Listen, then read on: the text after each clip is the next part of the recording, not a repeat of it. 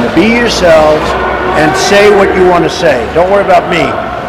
And I'm going to do the right thing, whatever it is. I may be right, and they may be right.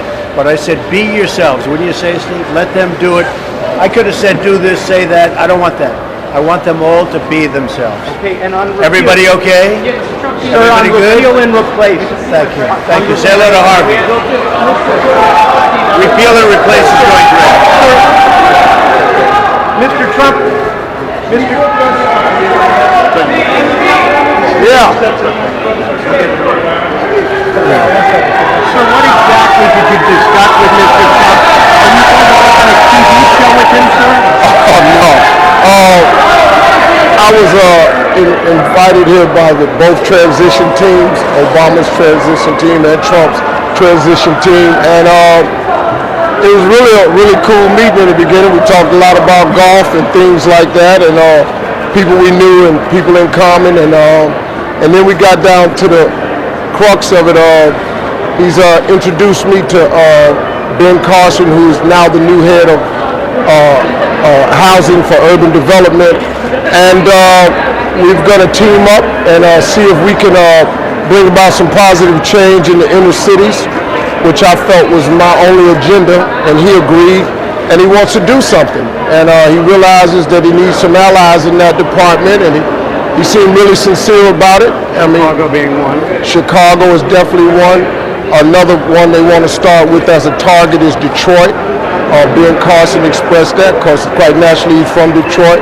I want to do some things with all of the major inner cities to see if we can bring about some change and help some of these young people out.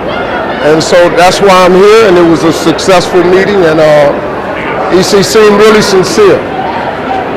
Thank you, sir. Steve, I love your jump program. So is this like something like a jump program? Is this like your initial jump into politics, Steve? Well, it's not my jump into politics. I ain't gonna pass a background check, but it's just me following orders from my friend President Obama, who said, Steve, you gotta, as he told everybody, get out behind your computer, stop tweeting and texting, and get out there and sit down and talk. So I stepped from behind my microphone and I came and talked to the guy that's going to be the 45th president of the United States. I did what I was supposed to do. How did the meeting come about? Who got in touch with you? The transition team from President Obama and the transition team from Donald Trump got me on the phone about a week or so ago. In the inauguration, or did you talk about? No, I'll be turning 60 on Tuesday, and my wife is taking me far away. So I won't be at anybody's inauguration because my wife said no. The Trumps being on Family Feud. Yeah, against the Obamas. That'll be good. Or how about the Clintons? If I could set it up, it'd be skyrocketing for the ratings. Yeah. Is it worth getting, maybe you should call them, start putting those calls in this afternoon? I would, I'm handling everything pretty good. Of course, it's an honor to be invited to talk, and I think that's the only way that we're going to unify our country. We got to talk.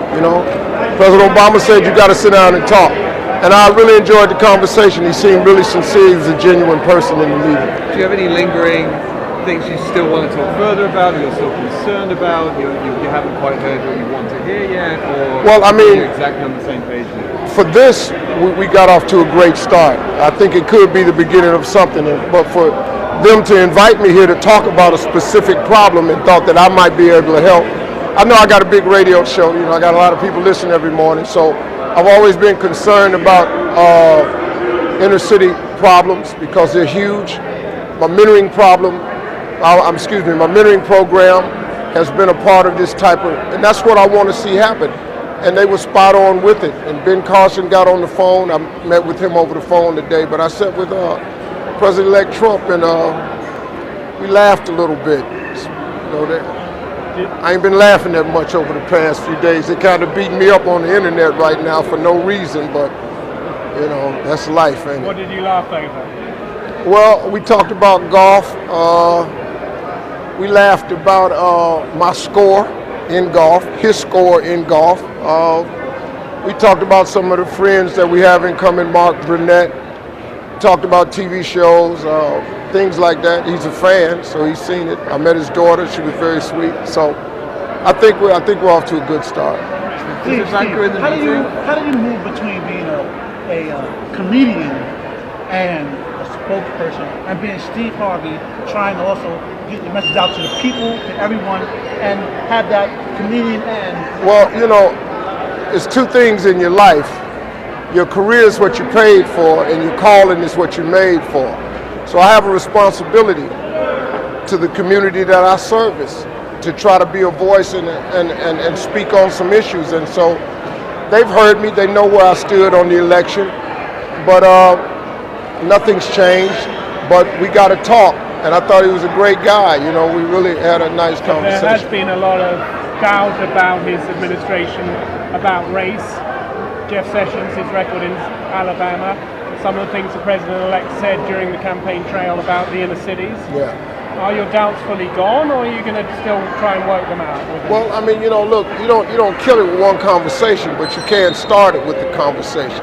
So, a lot about what people say. Well, now it's time to see what you do. So, and he said he wanted to do something. You can't beat better than that, and so. We're going to see. I've been put in contact with Ben Carson, which was great. I spoke with him, and so we're gonna get some things started. And they have a plan for the inner cities, but they need help, and so that's why they called me. And so I'm assuming. So we'll see what I can do. Steve, do you support the Sessions nomination? The Sessions nomination? Yeah. I don't really know anything about it. I mean, Ed, you were asking that. He had a testy hearing this week in which some questioned whether or not he was on the right side of history in terms of his work in the civil rights. Yeah. I'm trying to be careful. Well, yeah, I mean.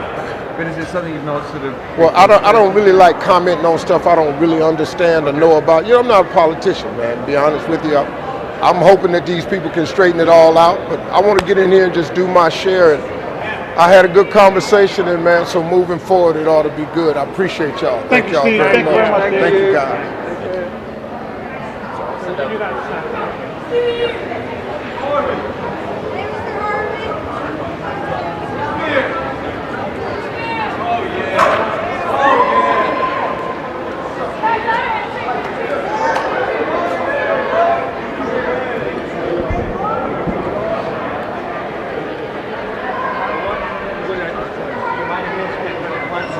We saw him, but it made no sense we going. It's okay, no, it's okay.